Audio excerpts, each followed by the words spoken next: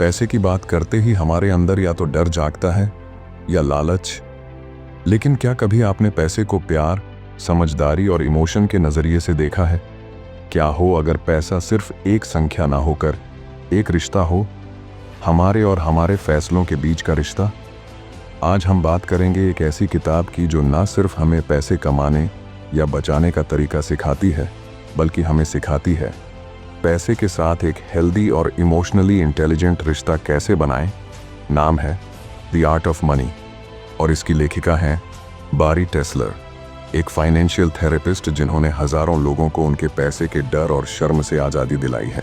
जब आप पैसा शब्द सुनते हैं, आपके मन में सबसे पहली भावना क्या आती है? डर, शर्म, गुस्सा या कोई भूली बिसरी याद? बारी टेस्लर कहती हैं, मनी इज इमोशनल, यानी पैसा सिर्फ एक लेन देन का माध्यम नहीं, बल्कि एक इमोशनल एक्सपीरियंस है।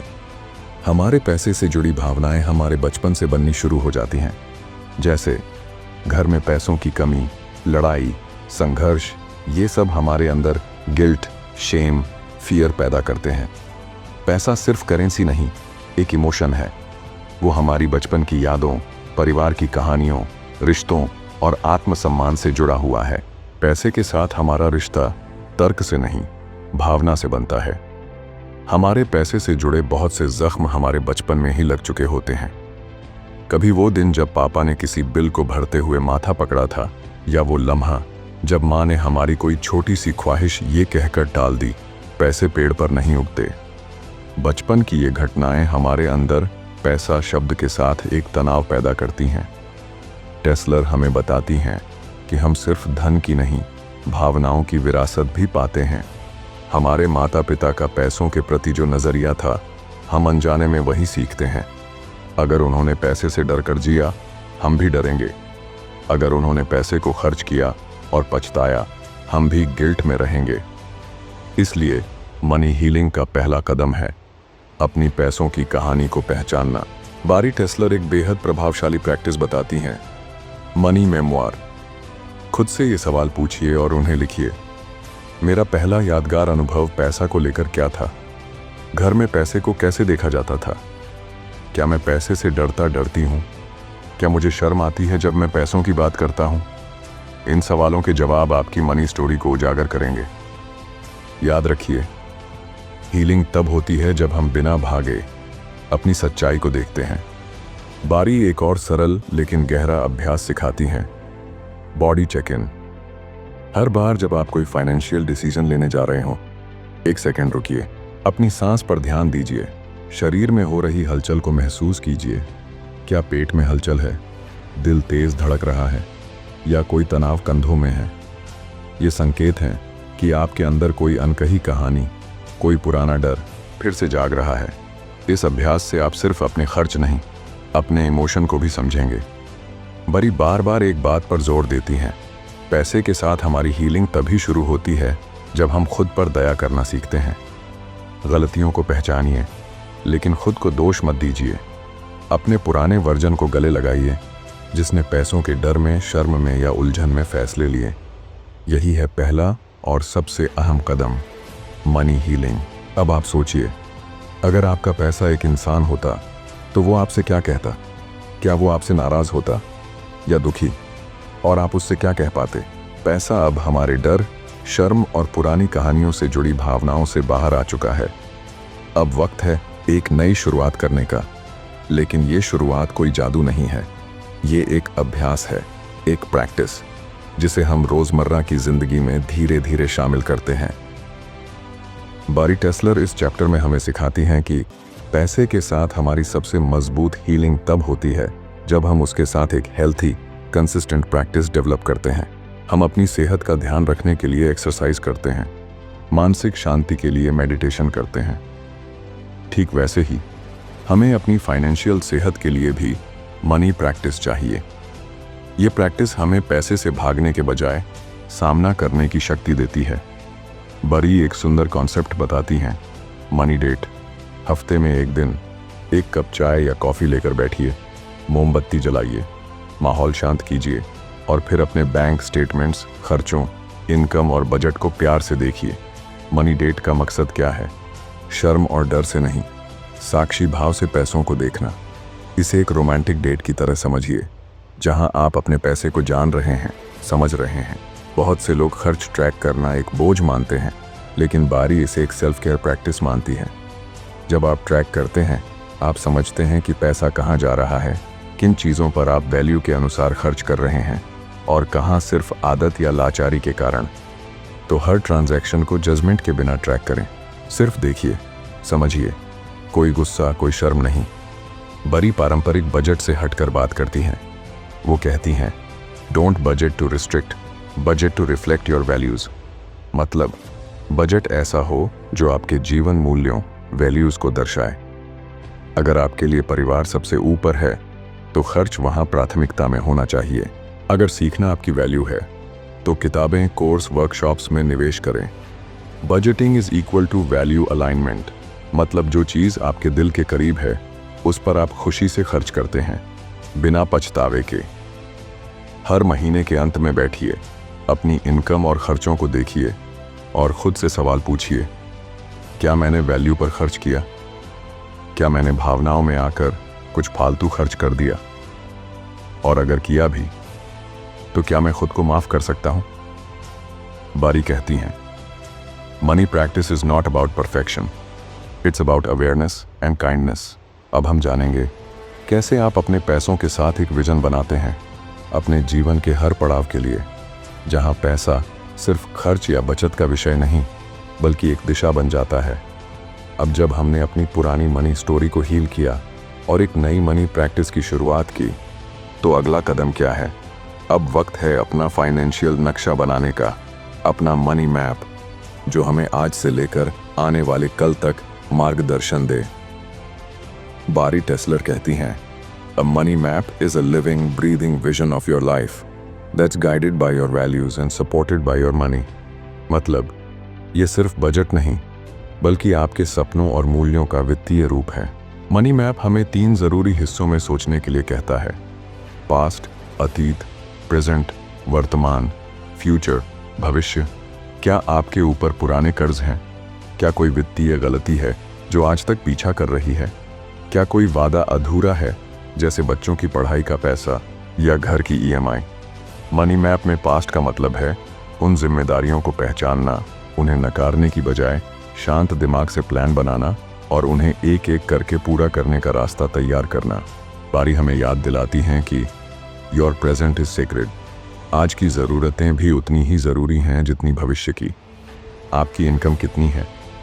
आपके खर्च आपकी प्राथमिकताओं को दर्शाते हैं या आदतों को? क्या आपकी वर्तमान जीवन शैली आपके वैल्यूज़ के अनुरूप है? मनी मैप के इस भाग में हम तय करते हैं किस पर खर्च जारी रखना है, कहाँ कटौती करनी है और कौन सी चीज़ें हमारी ज़िंदगी को वास्तव में रिच और संतुलित बनाती हैं। अब बात आती है dreaming with your wallet open की। बारी टेस्लर हमें कहती हैं, अपने पैसे से डरिए मत, उसे सपने देखिए। क्या आप अपने घर के मालिक बनना चाहते हैं? क्या आप अपने बच्चों को उच्च शिक्षा दिलवाना चाहते हैं? क्या आप एक ऐसा काम करना चाहते हैं जो दिल से निकले, भले ही शुरुआत में कम पैसा दे? मनी मैप हमें सिखाता है कि इन सपनों को वेग मत रखो, इन्हें स्पेसिफिक बनाओ। तारीख तय करो, ज़रूरत का पैसा लिखो, प्लान बनाओ। मनी मैप कोई रूल बुक नहीं है, यह एक लिविंग विजन है। हर महीने, हर साल इसे दोबारा देखो। आपकी प्रायोरिटीज़ बदल सकती हैं और वो बिल्कुल ठीक है। इसमें फ्लेक्सिबिलिटी होनी चाहिए, लेकिन दिशा हमेशा स्पष्ट होनी चाहिए। बारी टेस्लर एक गहरी बात कहती हैं, you don't live to serve your money exist to serve your life. इसलिए अपने जीवन के हर हिस्से को, करियर, रिलेशनशिप्स, हेल्थ, पैशन और क्रिएटिविटी, इन सब को अपने मनी मैप में जगह दीजिए, क्योंकि असली वित्तीय आज़ादी वो है जहां पैसा हमारे जीवन को दिशा देता है, ना कि नियंत्रित करता है। एक मनी मैप सिर्फ फाइल में रखा हुआ दस्तावेज नहीं होता, वो आपका विश्वास होता है, आपके सपनों की तस्वीर होती है और आपके जीवन की सोच समझकर बनाई गई योजना। अब सवाल उठता है, जब आपने अपने पैसे को हील किया, प्रैक्टिसेस और रूटीन बनाए और फिर एक विजन भी तैयार कर लिया, तो अब रुकना है या आगे कुछ और करना है? क्या आपके पैसों का रिश्ता सिर्फ आप तक सीमित है या उसमें आपके साथी, परिवार, बच्चों और रिश्तेदारों की भी भूमिका है? आपने अपने भीतर के पैसों से जुड़े डर और दर्द को हील किया, मनी प्रैक्टिसेस को अपनाया और जीवन का एक सुंदर मनी मैप तैयार किया। लेकिन जरा सोचिए, अगर आपके जीवन साथी, परिवार या करीबी दोस्त की मनी स्टोरी आपसे बिल्कुल अलग है तो क्या होगा? क्या तब ये हीलिंग अधूरी रह जाएगी? इस अध्याय में बारी टेस्लर हमें सिखाती हैं कि पैसे पर सिर्फ बात करना ही नहीं, बल्कि उसे समझदारी और करुणा से शेयर करना भी जरूरी है, खासकर उन लोगों के साथ जो हमारे जीवन का अहम हिस्सा हैं। क्यों पैसे पर बात करना मुश्किल होता है? पैसा सिर्फ नंबर नहीं होता, ये भावनाएं, सुरक्षा, डर, शक्ति और शर्म से जुड़ा होता है। हर व्यक्ति की मनी स्टोरी अलग होती है। कोई गरीबी में पला बढ़ा, इसलिए हर चीज बचाकर रखता है। कोई खुले हाथ से खर्च करता है क्योंकि उसने हमेशा अभाव महसूस किया है। जब दो लोग एक रिश्ते में आते हैं तो उनकी मनी स्टोरी भी साथ आती है, और यही टकराव, गलतफहमियां और झगड़े की वजह बन सकते हैं अगर उस पर खुलकर प्यार से बात ना हो। बरी कहती हैं, Just like we ask our partner about their childhood, we must also ask, what did money feel like growing up? क्या उनका बचपन पैसों की तंगी में गुजरा? क्या उन्होंने कभी फाइनेंशियल बिट्रेयल झेला है? क्या उन्हें पैसे से जुड़ी शर्म, डर या गुस्सा है? इन सवालों से जवाब नहीं, समझ पैदा होती है, और समझ ही रिश्तों की सबसे बड़ी हीलिंग है। बात की शुरुआत प्यार से कीजिए। एक दिन तय कीजिए, शांत माहौल में, बिना गुस्से, बिना आरोप, बैठिए, एक दूसरे की मनी स्टोरी सुनिए। सिर्फ सुनिए, टोकिए नहीं, जज मत कीजिए। बारी इसे कहती हैं सेफ फाइनेंशियल कंटेनर बनाना, एक ऐसा स्पेस जहां दोनों लोग वल्नरेबिलिटी के साथ खुल सकें। क्या आप दोनों सुरक्षा को प्राथमिकता देते हैं? क्या आप साहसिक निर्णय लेकर निवेश करना पसंद करते हैं? क्या आप दूसरों की मदद में पैसे खर्च करना चाहते हैं?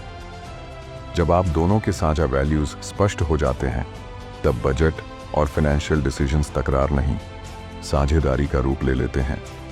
बारी सुझाव देती हैं कि रिश्ते में कौन क्या संभालेगा, बिल्स, इन्वेस्टमेंट, ट्रैकिंग या सेविंग, ये रोल्स स्वाभाविक हों, न कि ज़बरदस्ती के। फॉर एग्जाम्पल, अगर एक पार्टनर को एक्सेल शीट्स पसंद हैं तो उन्हें ट्रैकिंग दें। दूसरे को लॉन्ग टर्म प्लानिंग पसंद है तो उन्हें भविष्य की रणनीति का जिम्मा दें। रिश्ते में मनी टीम बनाइए, न कि विरोधी पक्ष। मतभेद होंगे, ये तय है, लेकिन सवाल यह है कि आप उन्हें कैसे सुलझाते हैं। गुस्से में पैसे पर बात मत कीजिए। जब कोई खर्च करे तो उसके पीछे की भावना को समझिए। तुम हमेशा ऐसा करते हो जैसे शब्दों से बचिए। बारी याद दिलाती हैं, money fights are rarely about money, they are about values, fear, control and trust. जब पैसे पर संवाद होता है तो झगड़े नहीं, समाधान बढ़ते हैं। डर नहीं, सहयोग बढ़ता है, और रिश्ते सतही नहीं, गहरे और ईमानदार बनते हैं। बारी कहती हैं, money can be the thing that tears a relationship apart और the tool that brings it closer than ever. रिश्ते और पैसा दोनों को प्यार, समझ, धैर्य और सच्चाई चाहिए, और जब दोनों मिलते हैं तो एक ऐसा परिवार बनता है जो सिर्फ आर्थिक रूप से नहीं, बल्कि भावनात्मक रूप से भी मजबूत होता है। अब एक और गहरा सवाल सामने आता है, जब आपने अपने भीतर और अपने रिश्तों में पैसे की हीलिंग कर ली, तो क्या अब सब कुछ स्थिर हो गया है? जीवन कभी एक सीधी रेखा में नहीं चलता। कभी सब कुछ स्थिर लगता है और फिर अचानक नौकरी छूट जाती है, शादी होती है, बच्चा होता है, कोई अपनों से बिछुड़ जाता है या कोई अनचाही बीमारी आ जाती है। हर एक मोड़ पर सिर्फ भावनाएं ही नहीं बदलती, पैसे के मायने भी बदल जाते हैं। बारी टेस्लर इस अध्याय में हमें बताती हैं कि पैसे के साथ इमोशनल इंटेलिजेंस और एडेप्टेबिलिटी कैसे विकसित करें, ताकि हर बदलाव को हम अवसर बना सकें, डर नहीं। कुछ बदलाव तो खुशी के होते हैं, शादी, नया घर, करियर प्रमोशन, माता पिता बनना। कुछ बदलाव मुश्किल और अनपेक्षित होते हैं, नौकरी छूटना, परिवार से अलग होना, बीमार पड़ना, किसी की मृत्यु। हर बदलाव के साथ नया फाइनेंशियल लैंडस्केप आता है, नए खर्च, नई प्राथमिकताएं, नई जिम्मेदारियां। बारी कहती हैं, most financial decisions are emotional decisions in disguise. जब बदलाव होता है तो हमारी सोच पर असर पड़ता है। डर लगता है, अब आगे क्या होगा। शर्म आती है, लोग क्या कहेंगे। अपराध बोध होता है, क्या मैं कुछ और कर सकता था। इसलिए पहला कदम है खुद से ईमानदारी। अपने भावों को नकारिए मत, स्वीकार करिए। अगर आप भावनात्मक तूफान में हैं तो तुरंत निर्णय न लें। कुछ दिन का विराम लीजिए, जर्नलिंग कीजिए, लिखिए कि आप कैसा महसूस कर रहे हैं। और बारी का favourite tool, body check in कीजिए। कभी कभी सबसे अच्छा वित्तीय निर्णय होता है अभी कोई निर्णय न लेना। बदलाव के समय परमानेंट प्लान बनाना मुश्किल होता है, इसीलिए एक छोटा बजट बनाइए अगले 1 से 3 महीने के लिए। खर्चों को ज़रूरी और गैर ज़रूरी में बांटिए। अगर ज़रूरत हो तो मदद मांगिए, शेम को छोड़कर। बरी कहती हैं, transitions are not the time to be perfect, they are the time to be gentle, wise and real. अकेले मत जूझिए, करीबी दोस्तों से बात कीजिए, प्रोफेशनल फाइनेंशियल प्लानर या थेरेपिस्ट से मदद लीजिए। बरी खुद कहती हैं, वो जब माँ बनी थीं तो उन्होंने कोचिंग ली, टेम्पलेट बनाए और दूसरों की सलाह मानी। लाइफ ट्रांजिशन में हमें सबसे ज़्यादा ज़रूरत होती है सुरक्षित जगह और समझदार मार्गदर्शन की। हर बदलाव आपके अस्तित्व को भी बदलता है। एक व्यक्ति जो सिंगल था अब माता पिता है, जो कामकाजी था अब रिटायर हो चुका है, जो आत्मनिर्भर था अब किसी की देखभाल पर है। आपका पैसा अब उसी नई पहचान को सपोर्ट करेगा, इसीलिए फाइनेंस को भी उसी भाव से पुनर्गठित करना होगा। पैसा कोई बाहरी चीज़ नहीं, ये आपके अंदर चल रही भावना, सोच और परिस्थिति का आईना है। बारी कहती हैं, your money story will evolve with your life story. Let both grow with awareness, intention and care. जीवन हर बार पूछता है, क्या तुम तैयार हो? और जब हम पैसे के साथ सच में जुड़े होते हैं तो हमारा जवाब होता है, हाँ, मैं बदलाव को स्वीकार करने और समझदारी से आगे बढ़ने के लिए तैयार हूँ। हर सुबह जब आप उठते हैं और काम पर जाते हैं तो क्या वो बस एक जिम्मेदारी है या फिर वो आपके जीवन की पुकार है? क्या आपकी कमाई आपको केवल ज़रूरतें पूरी करने का साधन लगती है या फिर एक ऐसा जरिया जो आपको अपने सपनों की ओर ले जाती है? इस अध्याय में बरी टेस्लर हमें एक बेहद ज़रूरी सवाल का सामना करने पर मजबूर करती है। क्या मेरा काम और मेरा पैसा मेरे असली जीवन उद्देश्य से मेल खाता है? कई लोग ऐसा महसूस करते हैं, मैं अच्छा कमा रहा हूँ फिर भी खुश नहीं हूँ। मुझे अपने काम में कोई अर्थ महसूस नहीं होता। काश मैं कुछ ऐसा कर पाता जिससे दुनिया में फ़र्क पड़े। बारी कहती हैं, When money and meaning are disconnected, a quiet emptiness begins to grow inside. ये खालीपन बाहर से नहीं दिखता, पर अंदर से व्यक्ति टूटने लगता है। बारी कहती हैं कि अलाइनमेंट यानी संतुलन 3 स्तंभों से बनता है। मनी, आपकी आर्थिक स्थिति। वर्क, आपका पेशा या व्यवसाय। पर्पस, आपका जीवन का उद्देश्य। जब ये तीनों एक ही दिशा में चलने लगते हैं तभी आप सच्चे अर्थों में फुलफिल्ड महसूस करते हैं। बारी बहुत यथार्थवादी हैं। वो मानती हैं कि कभी कभी आपको बिल भरने के लिए कोई काम करना पड़ता है जो पसंद ना हो। हर कोई तुरंत अपने पैशन से पैसे नहीं कमा सकता, लेकिन इसका मतलब ये नहीं कि आप अपने जीवन के उद्देश्य को छोड़ दें, बल्कि आप उसे छोटे छोटे कदमों से अपने जीवन में लाने की शुरुआत करें। पहले जर्नलिंग से शुरुआत करें। मैं क्या करना चाहता हूँ? क्या मैं जो करता हूँ उसमें कोई बदलाव ला सकता हूँ? मेरे काम में मुझे सबसे ज़्यादा संतोष कब मिलता है? साइड प्रोजेक्ट्स अपनाएं। बारी कहती हैं, जब वो फुल टाइम थेरेपिस्ट थीं तब उन्होंने वीकेंड्स में आर्ट थेरेपी सेशंस शुरू किए, जिससे उन्हें सच्चा आनंद मिला। फाइनेंशियल प्लानिंग से सहायता लें। अगर आप किसी नए क्षेत्र में जाना चाहते हैं, पहले उसका आर्थिक खाका तैयार करें। बरी इसे कहती हैं, क्रिएट अ रनवे, एक ऐसा प्लान जो बदलाव को सुरक्षित बनाए। कम्युनिटी से जुड़िए, उन लोगों के साथ समय बिताइए जो अपने काम को उद्देश्य से जोड़ते हैं। प्रेरणा, समर्थन और गाइडेंस वहीं से आएगी। बारी हमें कहती हैं, सफलता को नए नजरिए से देखिए। Success is not just about earning more money, it is about feeling aligned, alive and authentic. हो सकता है कम कमाई हो, पर अगर काम में अर्थ हो तो आप ज्यादा जिंदा महसूस करेंगे। हो सकता है आप एक नया रास्ता चुनें जिसमें समाज में योगदान हो और आत्मा को संतोष। पैसा ज़रूरी है, पर वो आपका गुलाम नहीं, साधन बने ताकि आपका काम आपकी आत्मा की भाषा बोले। पैसा और काम ये सिर्फ आजीविका नहीं है, ये जीवन का प्रतिबिंब है। जब हम काम को एक मिशन और पैसे को उसकी ऊर्जा मानते हैं, तब हम सिर्फ कमा नहीं रहे होते, हम अपने अस्तित्व को जी रहे होते हैं। अब जब आप समझ चुके हैं कि काम और पैसा एक गहरी आत्मिक यात्रा का हिस्सा हो सकते हैं, तो क्या आपने कभी गौर किया है कि आप अपनी रोजमर्रा की मनी प्रैक्टिस को भी रिचुअल या आध्यात्मिक प्रक्रिया बना सकते हैं, जैसे ध्यान, पूजा या योगा? क्या आपने कभी सोचा है कि पैसा भी ध्यान का माध्यम हो सकता है? क्या मुमकिन है कि हम रोज की फाइनेंशियल आदतों को रुके हुए मन, खुले दिल और सच्चे इरादे से करें, जैसे हम पूजा करते हैं, ध्यान करते हैं या योगा करते हैं? बारी टेस्लर इस अध्याय में हमें यही सिखाती हैं कि जब हम पैसे से जुड़े कामों को रूटीन की बजाय रिचुअल मान लेते हैं, तो पैसा हमारे जीवन में तनाव नहीं, शांति और संतुलन लाने लगता है।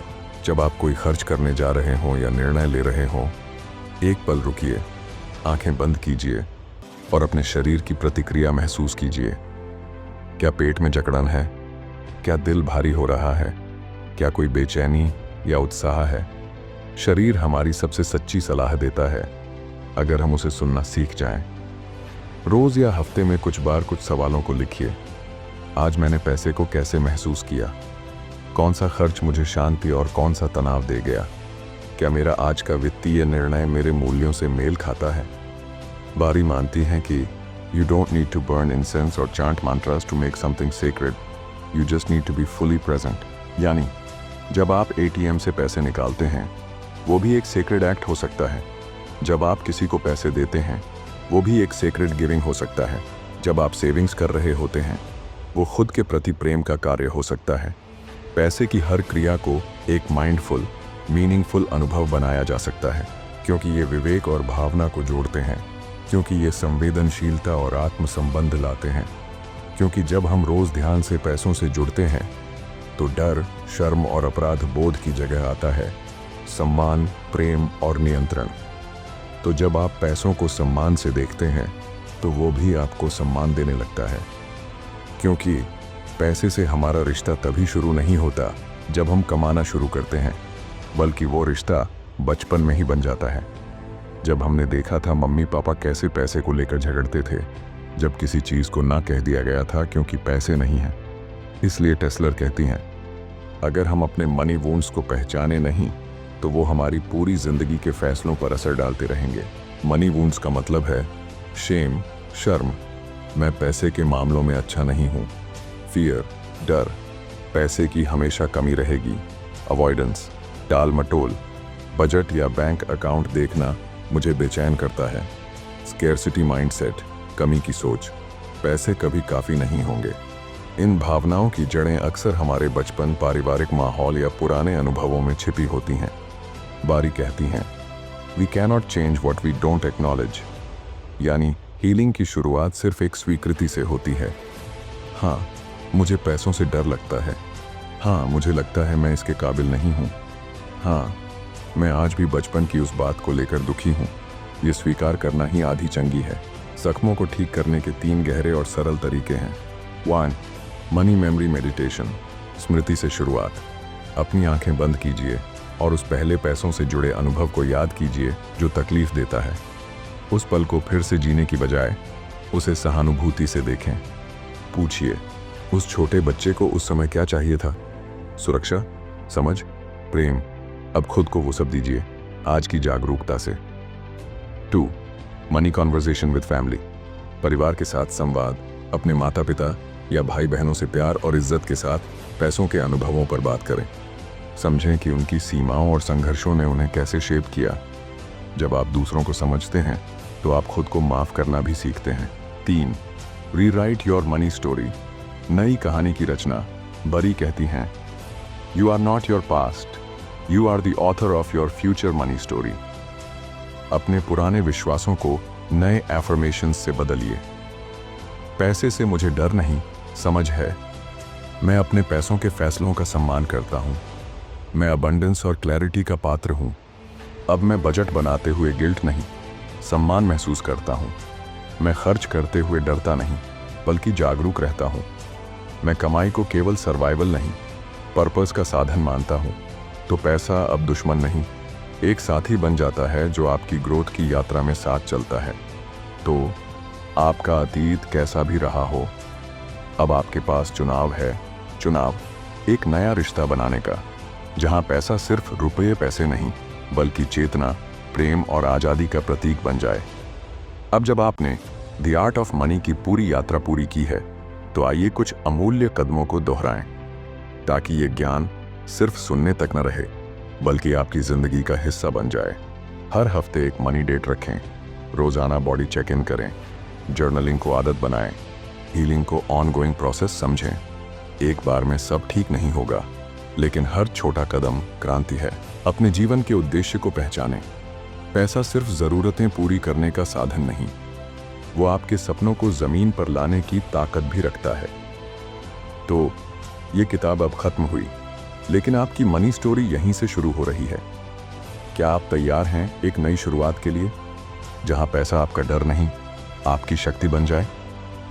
अगर हाँ, तो इस वीडियो को ज़रूर शेयर करें और सब्सक्राइब करें, और कमेंट में बताइए आप सबसे पहले अपनी मनी लाइफ में कौन सा बदलाव लाने जा रहे हैं। धन्यवाद।